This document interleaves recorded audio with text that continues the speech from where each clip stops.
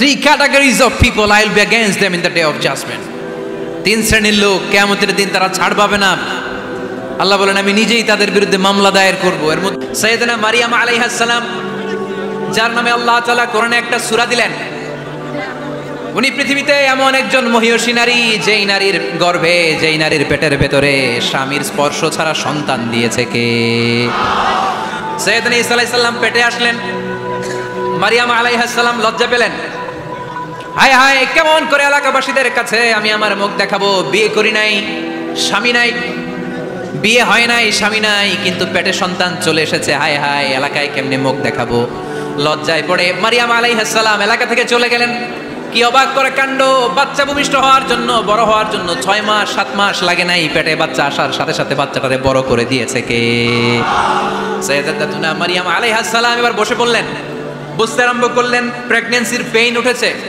হঠাৎ করে পেট থেকে বাচ্চা ভূমিষ্ঠ হয়ে যাওয়ার পরে উনি কাঁপতে আরম্ভ করলেন। ক্ষুধার চোটে খাবার কিছু নাই, সামনে ঝর্ণা, উপরে একটা খেজুর গাছ। সাইয়েদনা ঈসা আলাইহিস সালামকে কোলে নিয়ে মারিয়াম আলাইহিস সালাম মনে মনে ভাবে, হায় রে, কেউ যদি একটু খেজুর পেড়ে দিত, এই ক্ষুধার মুহূর্তে আমি খেজুর খেয়ে পেটের ক্ষুধা নিবারণ করতাম। রব্বুল আলামিন মারিয়ামকে উদ্দেশ্য করে আয়াত নাজিল করে দিলেন, ওয়া হুজ্জি ইলাইকি বিজিযিন নাখলাতি তুসাকিত আলাইকি রতবান জানিয়া। কোরআন সাক্ষী, হুজ্জি ইলাইকি বিজিযিন নাখলা, এর মানে হচ্ছে মারিয়াম কেউ পেড়ে দিবে না, একটু কষ্ট করে হাতটা উঁচু করে খেজুরের ডালা ধরে চাকুনি মারো, টসটসে কাঁচা পাকা খেজুর নিচের দিকে পড়বে, তারপর তুমি তুলে খাবে। সুবহানাল্লাহ পড়েন। আল্লাহ চাইলে অটোমেটিক্যালি কারামাত হিসেবে খেজুরগুলো নিচে ফেলতে পারতেন না? কথা কোন? খেজুরগুলো অটোমেটিক্যালি নিচের দিকে পড়ছে? পড়ে নাই। আল্লাহ শিক্ষা দিয়েছে, যেই পরিস্থিতিতে থাকো না কেন, তোমাকে শ্রম ব্যয় করে, কষ্ট করে তোমার উপার্জন করতে হবে, রিজিকের বন্দোবস্ত করতে হবে। চিল্লায় বলেন ঠিক কিনা? ইসলাম আমাদেরকে এটাই শিখিয়েছে, কাজে লজ্জা নাই। আবার বিশ্বনবী বললেন, ইন খামাতিস সাআ ওয়া ফি ইয়াদি আহাদিকুম ফাসিলাতুন, তোমাদের কারো হাতে যদি একটা চারা বীজ থাকে, সে যদি দেখে কিয়ামত হতে শুরু করেছে, ফাইন ইসতাতা আন ইয়াগরিসাহা ক্বাবলা আন তাকুমাস সাআ ফালইয়াগরিসহা, কারো হাতে একটা চারা বীজ নিয়ত করেছে, চারা বীজটা রোপণ করবে, ইন দ্য মিন টাইম দেখলো কিয়ামত হতে শুরু করেছে, বিশ্বনবী বললেন, যদি তোমার সুযোগ থাকে কিয়ামত হওয়ার আগে চারা বীজটা রোপণ করে দাও। কথা বুঝতে পেরেছেন? আপনার হাতে একটা চারা বীজ, আপনি প্ল্যান করেছেন এই চারা বীজটা রোপণ করবেন, ইন দ্য মিন টাইম দেখলেন কি হওয়া শুরু হয়েছে? ইদা জুলজিলাতিল আরদু জিলজালাহা, দ্য বিগেস্ট আর্থকোয়েক, ভূমিকম্প শুরু হয়েছে, কিয়ামত হয়ে যাবে।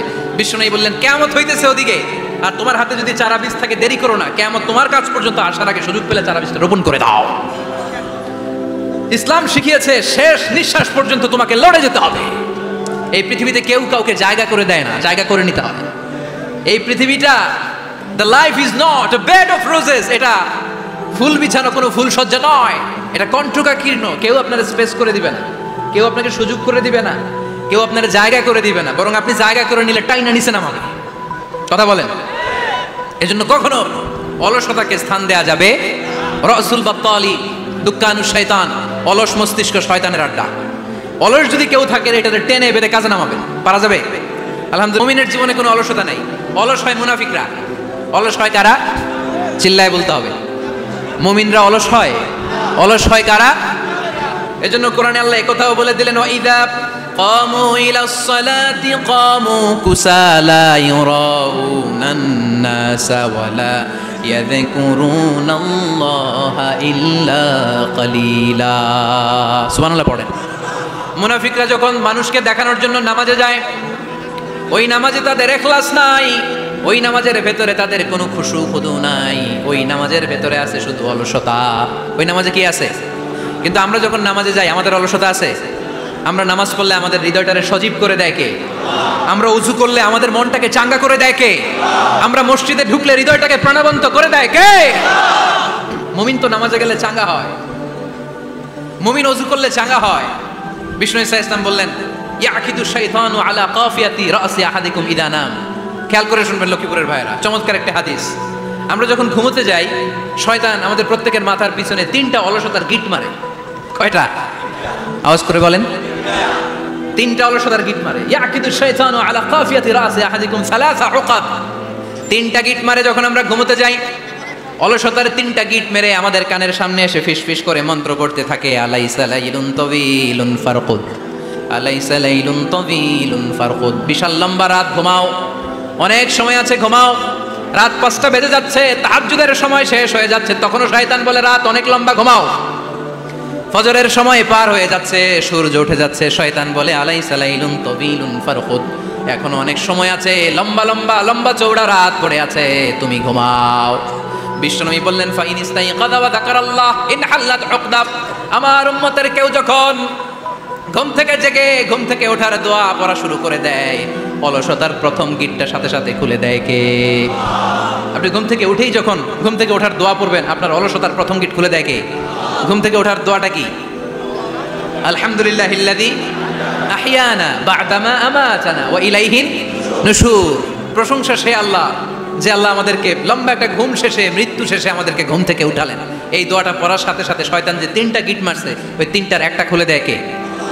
ফাইন তাওয়াদ্দা ইনহাল্লাত উকদা, ঘুম থেকে জেগে ঘুমের দোয়া পড়ার পরে যখন কেউ ওযু করে ফেলে, অলসতার দ্বিতীয় গিটটাও খুলে দেয় কে? ওযু করার পরে ফাইন সাল্লাত ইনহাল্লাত উকদা, নামাজের মুসল্লায় দাঁড়িয়ে যখন নামাজ শুরু করে দেয়, অলসতার 3 নাম্বার গিটটাও খুলে দেয় কে? 3টা গিট যখন খুলে দেয়, বিষ্ণু ইসা ইসলাম বললেন ফাসবাহা নাশীতাল কলব, নাশীত, তখন মুমিন বান্দা সজীব হয়ে ওঠে, প্রাণবন্ত হয়ে ওঠে, উচ্ছ্বসিত হয়ে ওঠে। ওয়া ইল্লা খাবিসান নাফসি কাসলান, আর যদি ঘুমিয়ে থাকে, 3টা গিট তার মাথার পেছনে শয়তানের অলসতার লেগে থাকে, তাহলে তার দিনটা শুরু হয় অলসতা দিয়ে, আর সে হয় অলসতার রাজা। চিল্লায় এখন ঠিক কিনা? এজন্য আমরা কি অলস হতে চাই না কর্মঠ হতে চাই? কোন নবীরা কি অলস ছিলেন? পৃথিবীতে কোন নবী অলস ছিলেন? সব নবী কর্মঠ ছিলেন। বিষ্ণু ইসা ইসলাম বললেন মা বাআসাল্লাহু নাবিয়্যান ইল্লা রাআল গানাম, এই পৃথিবীতে এমন কোন নবী নাই যেই নবী বকরি চড়ায় নাই। কি চড়ায় নাই? বকরিরে আপনারা লক্ষ্মীপুরের ভাষায় কি বলেন? কি বলেন? ছাগল। তো পৃথিবীতে এমন কোন নবী নাই যেই নবী কি চড়ায় নাই? ছাগল চড়ায় নাই। সাহাবারা বললেন ইয়া রাসূলুল্লাহ আনতা কাযালিক, আপনিও ছাগল চড়াইছেন? বিষ্ণু ইসা ইসলাম বললেন না, আমিও ছাগল চড়িয়েছি। ওয়া ইন্নী আরাআহা আলা কারারাইতি আহলি মক্কা, আমি তো মক্কাবাসীদের অল্প কিছু পয়সার বিনিময়ে তাদের ছাগলগুলোকে চড়িয়ে দিতাম। সুবহানাল্লাহ পড়বেন না? বিষ্ণু ইসা ইসলাম ছাগল চড়াতেন। ছাগল চড়ানো সহজ কাজ না কঠিন কাজ? কেন কঠিন এটা? হ্যাঁ, টেরা খুঁটি মারে। হ্যাঁ, তো ছাগল যারা পালে তারা জানে ছাগল পালা কত কষ্ট। ওরে ডানে টান দিলেও কই যায়, রশি ধরে বায়ে টান দিলে কই যায়, সামনে টানলে কই যায়, পিছনে টানলে কই যায়। সারা সপ্তাহ আপনি সময় পান না এটার গোসল করাবেন। ভাবলেন আজকে জুমার দিন আমিও গোসল করি, এটার গোসল করাই। এটারে আপনি পুকুর ঘাটে নিবেন, টান দিয়েছেন, ওর বাপের কিরা ও 1 ইঞ্চিও সামনে যাবে না। ঠিক কি না? এই টেরা প্রাণী আল্লাহর কি কি মহিমা! আল্লাহ তাআলা পৃথিবীর সবচেয়ে শ্রেষ্ঠতম মানুষদেরকে ছাগল চড়িয়ে ছেড়েছেন। ঠিক কি না? মা বাআসাল্লাহু নাবিয়্যান ইল্লা রাআল গানাম, এই পৃথিবীতে এমন কোনো নবী ছিল না যে নবীরা ছাগল চড়ায় নাই। আল্লাহ বুঝাতে চাইলেন ছাগল চড়ানো অনেক কষ্টের কাজ, অনেক ধৈর্যের প্রয়োজন। এখন নবীরা তোমরা ছাগল চড়াও, কিছুদিন পর ছাগলের চেয়েও টেরা জাতি মানুষ চড়াইতে হবে। মানুষের মধ্যে টেরা আছে না নাই? ভালো বললে ভালোটা বুঝে না, ডানে যেতে গেলে বায়ে যায়, বায়ে যেতে বললে ডাইনে যায়, এরকম আছে না নাই? সম্মানিত ভাইয়েরা, সমস্ত আম্বিয়া আলাইহিমুস সালাম ওনারা কর্মঠ ছিলেন। সাইয়েদনা আদম আলাইহিস সালাম নিজ হাতে চারা গাছ রোপণ করে চাষাবাদের কাজ করেছেন। সুবহানাল্লাহ পড়েন। সাইয়েদনা ইব্রাহিম আলাইহিস সালাম চাষাবাদের কাজ করেছেন। সাইয়েদনা দাউদ আলাইহিস সালাম নিজ হাতে যুদ্ধের জন্য যে পোশাক পরতে হয়, যেটা পরলে গায়ের মধ্যে ছুরি মারলেও ঢুকে না, ওই শিরস্ত্রাণ বানিয়েছেন, নিজ হাতে তলোয়ার বানিয়েছেন। সুবহানাল্লাহ পড়েন। সাইয়েদনা মূসা আলাইহিস সালাম ছাগল চড়িয়েছেন। সাইয়েদনা মূসা আলাইহিস সালামের মেজাজ নরম না গরম? নবীদের মধ্যে সবচাইতে বেশি মেজাজওয়ালা নবী ছিলেন মূসা আলাইহিস সালাম। উনিও 8 থেকে 10 বছর সাইয়েদনা শুআয়ব আলাইহিস সালামের এরিয়াতে ছাগল চড়িয়েছেন। চিল্লায় বলেন সুবহানাল্লাহ। এজন্য নবীরা যেহেতু কাজ করেছেন, কর্মঠ ছিলেন, আমরাও কর্মঠ হব। ঠিক কি না? সাহাবারাও কর্মঠ ছিলেন, বিশ্বনবীর সাহাবারাও ব্যবসা করতেন। সাইয়েদনা আবু বকরের বিশাল ব্যবসা প্রতিষ্ঠান ছিল। সুবহানাল্লাহ পড়েন। আপনারা হজ উমরা করেছেন কে কে দেখি? করছেন? মাশাআল্লাহ। যারা করে নাই আল্লাহ তাদেরকে আল্লাহর ঘর জিয়ারতের তুমি নসিব করো। বিশ্বনবীর মাকবারার সামনে দাঁড়িয়ে আমরা যেন সালাম পেশ করতে পারি, তুমি নসিব করো। বাইতুল্লাহ শরীফে এবং মসজিদ নববীতে আমরা যেন সালাত আদায় করতে পারি, আল্লাহ তুমি নসিব করো। সাইয়েদনা আবু বকর রাদিয়াল্লাহু তাআলা আনহুর ব্যবসা প্রতিষ্ঠান ছিল মক্কার কাবা ঘরের পাশেই। ওনার ব্যবসা প্রতিষ্ঠানগুলো যেখানে ছিল ঠিক ওইখানেই সৌদি সরকার এখন শপিং মল বানিয়ে দিয়েছে। মাতজার আবু বকর। মক্কা শহরের যেখানে বহিরাগতরা এসে ওখানে ছাগল, ওখানে ঘোড়া, উট এগুলো রাখতো, আস্তাবল রাখতো, ঘোড়ার উট যেখানে রাখা হতো ঠিক ওই জায়গায় সৌদি সরকার ওটার পার্কিং লট বানাই দিচ্ছে। মানে যেখানে আগে সাহাবাদের ব্যবসার জায়গা ওইখানে বর্তমানে শপিং মল। যেখানে আগের সময়কাল সাহাবারা উট আর ঘোড়া রেখে বাঁধতো, ওইখানে এখন গাড়ি ঘোড়া রাখার ব্যবস্থা করা হয়েছে। সাইয়েদনা আবু বকর অনেক বড় ব্যবসায়ী ছিলেন। ওনার নিজ টাকা দিয়ে হাবাসা থেকে আসা সাইয়েদনা বেলালকে তিনি 20,000 স্বর্ণ মুদ্রা দিয়ে উমাইয়া ইবনে খালাফের কবল থেকে তিনি মুক্ত করেছেন। সাইয়েদনা উসমান যুন্নুরাইন বড় ব্যবসায়ী ছিলেন। নিজের টাকা দিয়ে মদিনার মুসলমানেরা পানি খেতে পারে না, বিরে রুমা নামে একটা কুয়া ছিল, এই কুয়ার মালিক ছিল ইহুদি। মুসলমানেরা পানি খেতে গেলে এসে বকা দিত, পানি খেতে দিত না। বিশ্বনবী বললেন, আমার সাহাবীদের মধ্যে এমন কি কেউ নাই নিজের অর্থায়নে বিরে রুমা কিনে মুসলমানদেরকে দিয়ে দিবে? সাইয়েদনা উসমান যুন্নুরাইন বলল, ইয়া রাসূলুল্লাহ, আপনার খেদমতে আমি হাজির। মুহূর্তের মধ্যে সাইয়েদনা উসমান যুন্নুরাইন নিজের অর্থায়নে বিরে রুমাটা কিনে মুসলমানদের জন্য সদকা করে দিয়েছে। তো ব্যবসা না করলে, কর্মঠ না হলে, উপার্জন না হলে সদকা করা যাবে? চিল্লায় বলেন, করা যাবে? সুনানে তিরমিজির বর্ণনা, বিষ্ণু ঈসা ইসলাম মক্কা থেকে যত সাহাবারা হিজরত করে মদিনায় এসেছে, মদিনাতে কোনো না কোনো সাহাবার সাথে বিশ্বনবী ভ্রাতৃত্বের বন্ধনে আবদ্ধ করে দিয়েছে। সুবহানাল্লাহ পড়েন। এজন্য মক্কা থেকে যারা এসেছে এদেরকে বলে মুহাজির। এদেরকে কি বলে? আর মদিনায় যারা ছিল এদেরকে বলে আনসার। এদেরকে কি বলে? আওয়াজ করে উত্তর দিবেন। মক্কা থেকে যারা এসেছে তাদের নাম, আর যারা মদিনার সাহাবী তাদের নাম আনসার। আজকে এই মাহফিলে লক্ষ্মীপুর এর বাইরে থেকে কারা কারা আসছেন দেখি? মাশাআল্লাহ, মাশাআল্লাহ, অনেক আসছে। আল্লাহ ভাইদেরকে তুমি কবুল করো, হাত নামান। এই যে লক্ষ্মীপুরের বাইরে থেকে যে ভাইরা আসছে তারা লক্ষ্মীপুরের মেহমান, ঠিক কিনা? মক্কা থেকে হিজরত করে যে সমস্ত সাহাবারা এসেছিল তারা ছিল মদিনার মেহমান। বিশ্বনবী এক এক মক্কার সাহাবীকে মদিনার এক এক সাহাবীর সাথে ভ্রাতৃত্বের বন্ধনে আবদ্ধ করে দিলেন।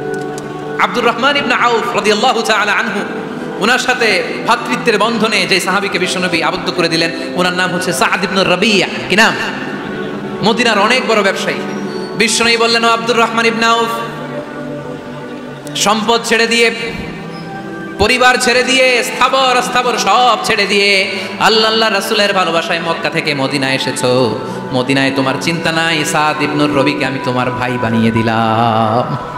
সাদ ইবনে রবি তোমার আপন ভাইয়ের মতো। সাদ ইবনে রবি বলল, আব্দুর রহমান, জীবনে তোমারে কোনোদিন দেখি নাই, তোমারে আমি চিনি না, তোমার নাম শুনি নাই, কিন্তু বিশ্বনবী তো তোমার দায়িত্ব আমাকে দিয়েছে। আমার চেয়ে বড় ধনী এই মদিনার মধ্যে দ্বিতীয় কেউ নাই। আজ থেকে তুমি আমার ভাই, আজ থেকে তুমি আমার কি? আল্লাহ আমাকে যত সম্পত্তি দান করেছে তার অর্ধেক সম্পত্তি আমি তোমার নামে দিয়ে দিলাম।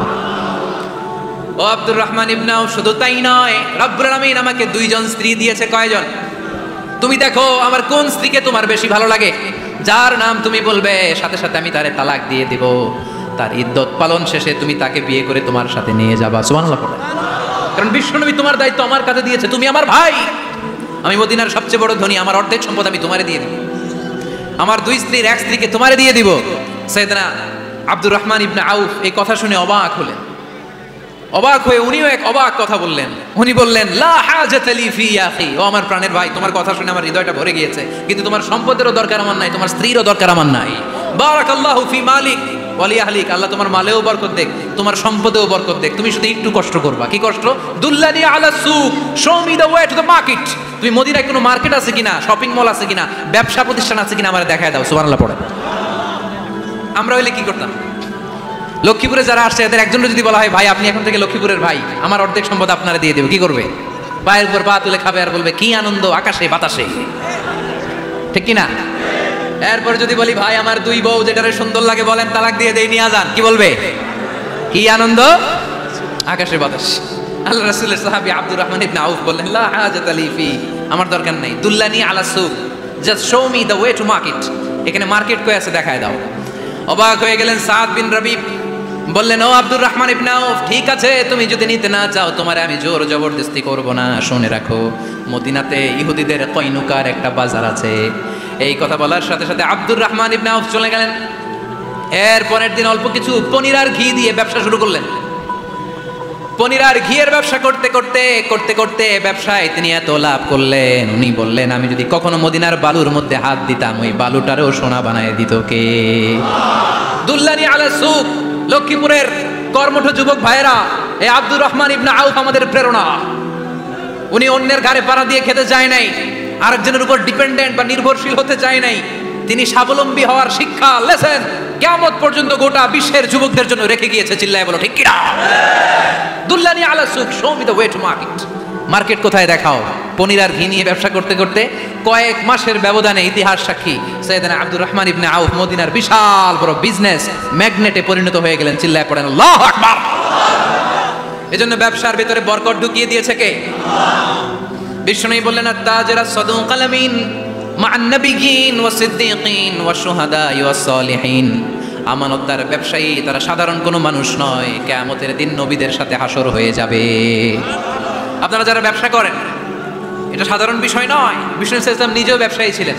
ওনার জীবনের প্রথমে তিনি খাদিজা রাদিয়াল্লাহু তাআলা আনহার ব্যবসার স্টাফ হয়ে কাজ শুরু করেছেন, এরপর নিজে ব্যবসা শুরু করেছেন। এরপরে খাদিজাতুল কুবরা রাদিয়াল্লাহু তাআলা আনহা সব সম্পত্তি বিয়ের পরে বিশ্বনবীর পায়ের সামনে ঢেলে দিয়েছেন।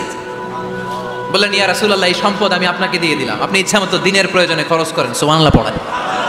এজন্য বিষ্ণু ইসলাম আমাদের জন্য উপমা, আব্দুর রহমান ইবনে আউফ আমাদের জন্য উপমা। যারা ব্যবসা করেন তারা বিষ্ণু ইসলামের সুন্নাহ পালন করছেন। আত-তাজির আস-সাদুক আল আমিন, বিষ্ণু বললেন সত্যবাদী আমানতদার ব্যবসায়ী, যে ব্যবসা করতে যায় মিথ্যা কথা বলে না। অনেক ব্যবসায়ীরা আছে পণ্য চালানোর জন্য মিথ্যা কথা বলে আর কসম কাটে, আছে না নাই? আহা, এমনটা করা যাবে? সকালবেলা স্ত্রীরে বলে, এই গরুগুলা বিক্রি করবো, তুই একটা দাম কত কমো? স্ত্রীরে শিখাই দিচ্ছে, এই গরুর দাম তুই 40,000। তো বউ বলে ঠিক আছে, দাম পেলাম 40,000। তো এরপরে বাজারে যখন গরু বিক্রি করতে যায়, একজন যখন বলে যে ভাই এটা 30,000 টাকা দিয়ে কিনবো, ভাই আল্লাহর কসম সকালে একজন 40,000 দাম কইছে, আমি দেই নাই। আছে না নাই? কৌশল করে। বউরে শিখাইছে সকালে, তুই দাম কর 40,000। তো বাজারে যায় সকালে একজন দাম করছে, দাম করে কইছে 40,000 দেই নাই, আপনার 30,000 কেমনে দেই? এরকম ডাকাইতে আছে না নাই? আলহামদুলিল্লাহ লক্ষ্মীপুরে এরকম লোকজন নাই। আরে নাই, আমি কই নাই, এরা কই আছে। লক্ষ্মীপুরের মানুষ খুব ধার্মিক, আমি জানি। লক্ষ্মীপুর, নোয়াখালী, ফেনী এই বেল্টের লোকজন খুব আল্লাহওয়ালা। এদের মধ্যে আল্লাহওয়ালার সংখ্যা বেশি। এখানে আলেম ওলামা বেশি, এখানে মসজিদ মাদ্রাসা বেশি। এই জন্য এই জেলাগুলোতে আল্লাহর রহমতও বেশি।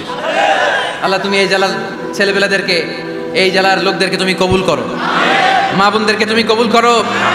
সম্মানিত ভাইয়েরা, এজন্য আজকের মাহফিল থেকে আমরা যেটা শিখলাম সেটা হচ্ছে পরিশ্রমে কোনো লজ্জা আছে? আমরা কাজ করে খাবো, ঠিক না? Never underestimate any job. যুবক ভাইয়েরা, লক্ষ্মীপুরের যুবক ছেলেরা শুনতেছ? এরকম আওয়াজ করতে হবে, কান খাড়া করে শোনো। Never underestimate any job. কোনো চাকরিকে ছোট করে দেখা যাবে, whether it's small or big, you don't care. এটার কেয়ার করা যাবে না। ছোট্ট চাকরি পাইলে ঢুকে যাবা, বড় অফার আসলে পরে ঢুকবা। এটা ছোট কাজ, এটা হোটেলের ওয়েটার, এটা ছোট্ট স্টাফ, এটা কেরানি না। কাজ কাজই, কাজের মধ্যে কোনো ছোট বড় নাই। খেটে খাওয়া মানুষকে বিশ্বনবী অনেক সম্মান করতেন। বিষ্ণু ঈসা ইসলাম খেটে খাওয়া মানুষদেরকে এত ভালোবাসতেন, বিদায় হজের মতো এত গুরুত্বপূর্ণ ভাষণও এই মেহনতি মানুষদের কথা বাদ যায় না। সুবহানাল্লাহ পড়বেন না? দিনটা ছিল জুমাবার। বিষ্ণু ঈসা ইসলাম আরাফাতের ময়দানে দাঁড়িয়ে ঐতিহাসিক একটা ভাষণ দিলেন। এই ভাষণের নাম হলো বিদায় হজের ভাষণ। এই বিদায় হজের ভাষণেও খেটে খাওয়া মানুষের কথা বিশ্বনবী বাদ দেয় নাই। বিশ্বনবী বলেছেন, আরিক্কাকুম, খবরদার, অধীনস্থ কর্মচারীদের সাথে খারাপ আচরণ করো না। আতঈমুহুম মিম্মা তাকুলুন ওয়াকসুহুম মিম্মা তালবিসুন। খবরদার, মনে রেখো, তোমরা যা খাবে তোমাদের অধীনস্থ কর্মচারীদেরও তা খাওয়াবে, তোমরা যা পড়বে তাদেরও তা পড়াবে। বিশ্বনবী শেষ নিঃশ্বাস ত্যাগ করে যাওয়ার আগে যেই কয়েকটা কথা বলেছিলেন তার মধ্যে মেহনতি মানুষদের জন্য কথা আছে নাটাই। বিষ্ণু ঈসা ইসলাম যখন শেষ নিঃশ্বাস ত্যাগ করবেন তিনি বলেছিলেন, আসসালাত আসসালাত, উম্মতেরা নামাজ নামাজ নামাজ ছেড়ে দিও না, নামাজ তরক করো না, নামাজ কাজা করো না। আর বলেছিলেন, ওমা মালাকাত আইমানুকুম, অধীনস্থ কর্মচারীদের সাথে খবরদার খারাপ আচরণ করো না। যারা কর্মচারীদের সাথে খারাপ আচরণ করে, যারা মানুষের কাছ থেকে শ্রম নিয়ে কাজ করিয়ে টাকা দেয় না, কিয়ামতের দিন তাদের বিরুদ্ধে মামলা দায়ের করবে কে? কে করবে? হাদিসে কুদসি সাক্ষী বিষ্ণু ঈসা ইসলাম বলেন, আল্লাহ তাআলা ফরমান, আনা খাসমুহুম সালাসাতুন আনা খাসমুহুম ইয়াউমাল কিয়ামা। তিন শ্রেণীর ব্যক্তির বিরুদ্ধে আল্লাহ বলেন, আমি নিজেই কিয়ামতের দিন মামলা দায়ের করব। I will be against them in the day of judgment. Three categories of people, I will be against them in the day of judgment. তিন শ্রেণীর লোক কিয়ামতের দিন তারা ছাড় পাবে না। আল্লাহ বলেন, আমি নিজেই তাদের বিরুদ্ধে মামলা দায়ের করব। এর মধ্যে এক শ্রেণীর লোক হচ্ছে রজুলুন ইস্তাজারা আজিরান ফাস্তাউফা মিনহু ওয়া লাম ইয়াতি আজরা, একজন শ্রমিক ভাড়া করে তার কাছ থেকে কাজ নিয়েছে কিন্তু তার পারিশ্রমিক আদায় করে নাই। এরকম আছে না নাই? দাপট দেখায় ইউনিভার্সিটির ক্যান্টিনগুলোতে, ইউনিভার্সিটির ক্যান্টিনে যায় খায় মাগার বিল দেয় না, এরকম ডাকাইত আছে না নাই? চায়ের দোকানে চা খায় আগে পরে দিমু বিল দেয় না, আছে না নাই?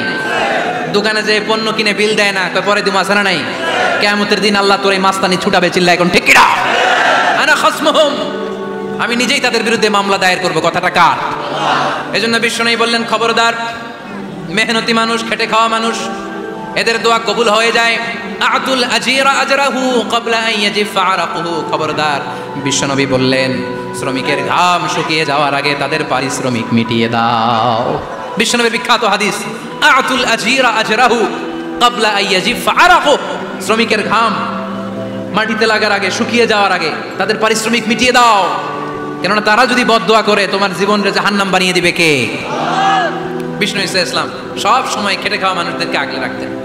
সব সময় শুধু যে ভাষণে মেহনতি মানুষদের সাথে ভালো আচরণ করতে বলতেন, শ্রমিকদের সাথে ভালো আচরণ করতে বলতেন এমনটা নয়, ওনার ব্যক্তিগত জীবন ঘাটলেও দেখা যায় উনি শ্রমিকদের সাথে কেমন আচরণ করেছেন।